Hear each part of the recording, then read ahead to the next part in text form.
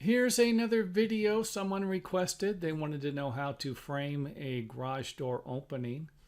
And I think the best way to explain it as far as the finished dimensions go would be to point out that the jambs, the finished measurements need to be a ½ inch smaller on each side. So if the garage door is 16 foot wide, this would need to be a ½ inch smaller.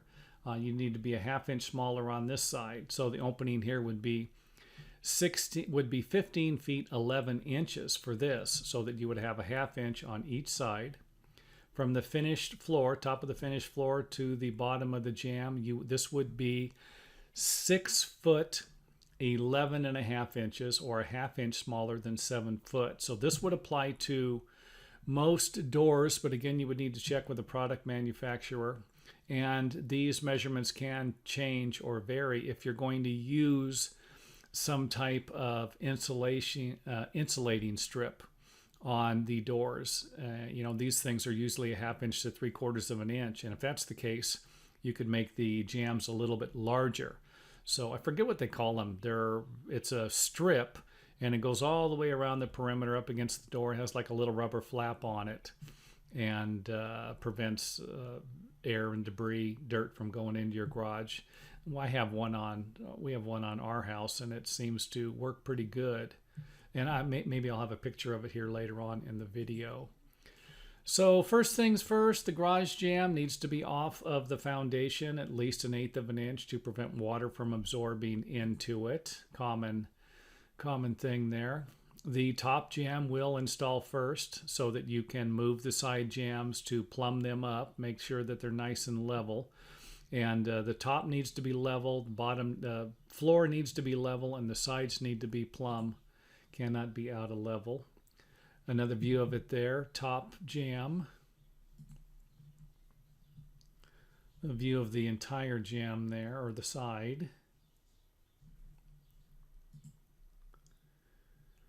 Back to the inside, you can see here where the garage door, this one here is actually 1 inch. I have this 1 inch lower, and this is a ½ inch, so we only have a ½ inch of the jamb exposed here, where we have 1 inch exposed here. So just kind of wanted to give you an idea of what it would look like. But some people, they want to maximize the height on their garage. Even if it's a ½ inch, it could make a difference to them. So there's the jamb without the door. There it is with the door. And the garage door flat on the bottom.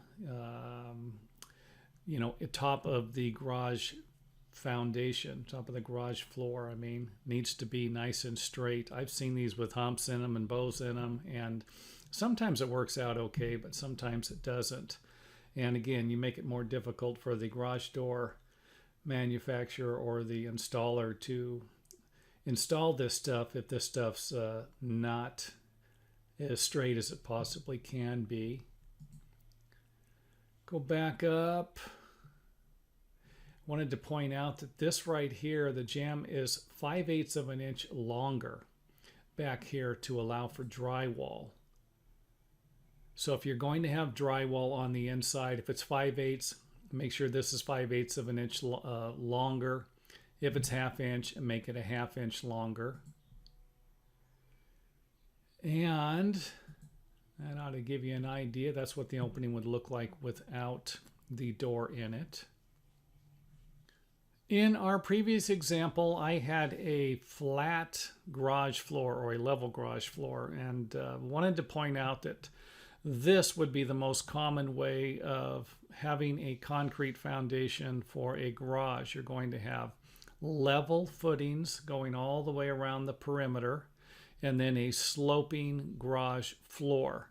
So if this is the case, then the header is going to need to be dropped, and the cripples above it, or the jack studs, will need to be a little longer.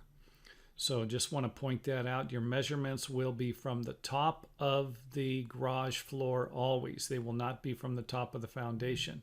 And if you do make a mistake and you do frame this a little higher, it's no biggie. All you need to do is nail some 2x4s or 2x6 to the bottom of the header until you can and some filler boards. Let's say that you're 2 inches, you frame this thing and you need an extra 2 inches to drop this down, put a 2x4 on there with a 1/2 inch piece of plywood and you should be okay. So it's always going to be better to have a little higher. A little lower could be a problem, but that all depends also. You can have if you're only an inch or two, that might just be fine. With roll-up doors, you really have a lot of play. They can make them work in a variety of different cases. Now the jamb is going to need to go down here past the concrete footing, and this could actually create a problem for the track or the tracking for the garage door. And it's not going to be a bad idea to give yourself a little more room, 1/2 inch, 3/4 of an inch, or check with the product manufacturer to see how much room you actually need here. Otherwise you'll end up chipping this stuff out with a chipping hammer, and that might not be that big of a deal, but if you can solve the problem before it happens, that's always going to be better. I wanted to give you an example of what it would look like if the concrete foundation went tight up against the jamb. And if this is the case and you needed to move the jamb this way, you could always notch a little bit out of the jamb and bring it that way, and it would probably work. But again, that could create a problem for the track. If you need 1.5 inches and you need to move this in 1 inch, you're going to have a problem with the garage door track, where the rollers actually go to roll the garage door up and down to allow it to open. Now, I wanted to give you an idea what it would look like if you weren't going to install any drywall. If you're not going to install any drywall, then the garage door jamb would be flush with the interior framing. Got to look at it there, same thing. Go around here. Now I want to point out, I'm going to try and make another video to show you how to finish off the exterior of the jamb, and the jamb width, the way I have it here, where it's even or flush with the exterior framing members, will work for stucco finishes and lap siding finishes. But if you're going to use T111 or a plywood siding, then you're going to need to extend the jamb out a little bit further, or at least the width of the siding, to make it work. So I just wanted to point that out, and I am going to make another video. I will put a link here as soon as possible, and I'm actually going to make it a priority. That will be my next video for that, and I'm going to make another video to provide you with a few problems you could encounter. This right here is a 10-foot tall garage door. You could run into a variety of different problems if the garage is a lot lower, the ceiling's lower.